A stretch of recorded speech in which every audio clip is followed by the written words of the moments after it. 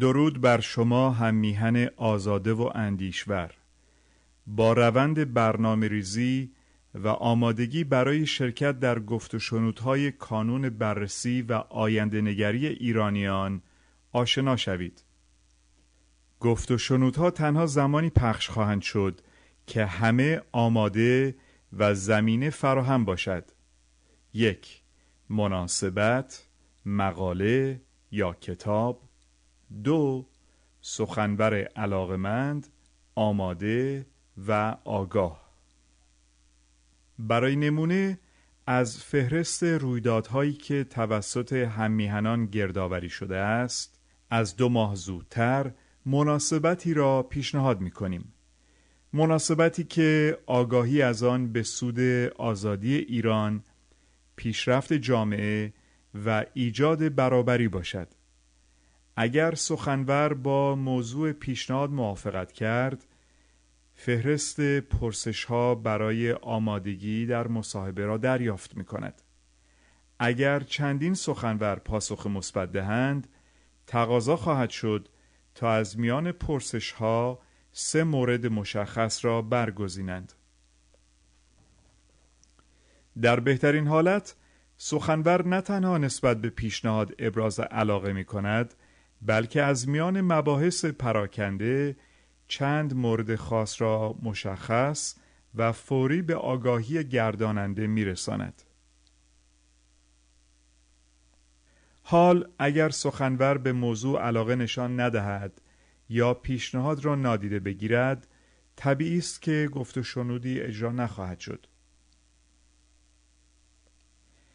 اگر سخنوران علیرغم ابراز تمایل نتوانند از میان مباحث پراکنده و مرتبط چند موضوع خاص را دستچین کنند، گفت و شنودی اجرا نخواهد شد.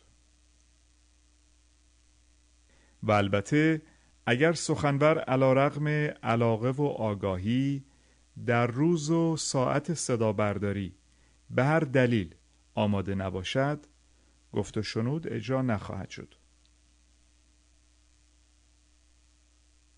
پس گفت و شنودهای کانون تنها زمانی اجرا و آماده پخش خواهد بود که همه آماده باشند.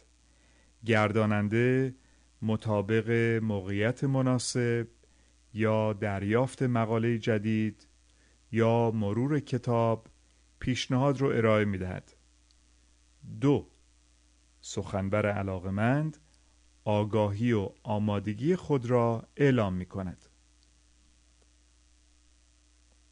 جنگ پژوهش‌های کانون بررسی و آینده نگری ایرانیان در برنامه آینده نگر، یادواره‌ها و کتاب شناسی دسته‌بندی می‌شوند. آینده نگر به نکاتی می‌پردازد که به سود ایران و ایرانیان باشد.